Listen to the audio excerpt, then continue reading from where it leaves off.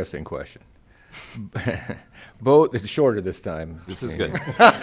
Both you and Caught a break. council member candidate Tim Bussey, who apparently you steal his notes. So maybe you could help him with this question, Tim. I'll start again. Both you and council member candidate Tim Bussey each sought and received the endorsement from the AFL-CIO. How do you believe that the endorsement of the Occupy Wall Street of Minnesota AFL-CIO benefits Bloomington's business base? Good luck.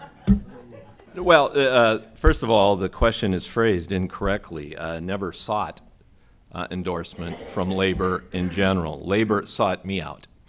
Labor said we would like to talk to you, we would like to see your viewpoints on things, and I accepted that. It was never an endorsement that was sought. I did meet with labor. They asked a series of questions. They went up and down, and to tell you the truth, I think from their perspective, I think I answered many of their questions incorrectly.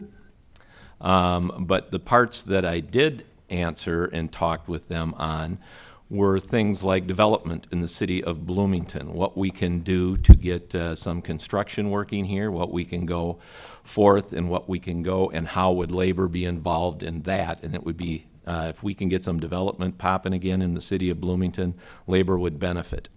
And so I did talk with them about how we were working to develop that. They asked questions about labor peace agreements. They asked questions about prevailing wage ordinances. Would I support such a thing? And I said no. At face value, I would not. I would like to know and hear more about what your interpretation of is a prevailing wage ordinance. And they looked and said, well, at least you would be open to hearing more about it and see where it goes. So while I can say that, yes, they did come out and say, we are supportive of you and your candidacy going forward, it was not an endorsement sought out by me or mine in order to kind of garner support from another area. One of the things I can say is that through this process, I've had the opportunity to meet. I had the opportunity to meet with many people from many different labor organizations, and what I found is they kind of have the same goals and aspirations as we do to have evolve to a quality of life and move forward and make this be a good and great city.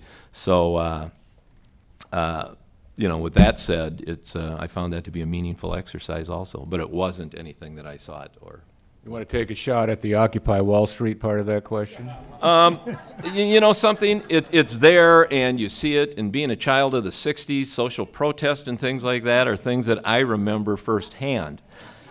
And to tell you the truth, the Occupy Wall Street thing, I think there's a message there that can be listened to. I'm not saying that I necessarily agree with all of it, but it's a perspective that I think that we as a nation and things need to kind of listen to a little bit more.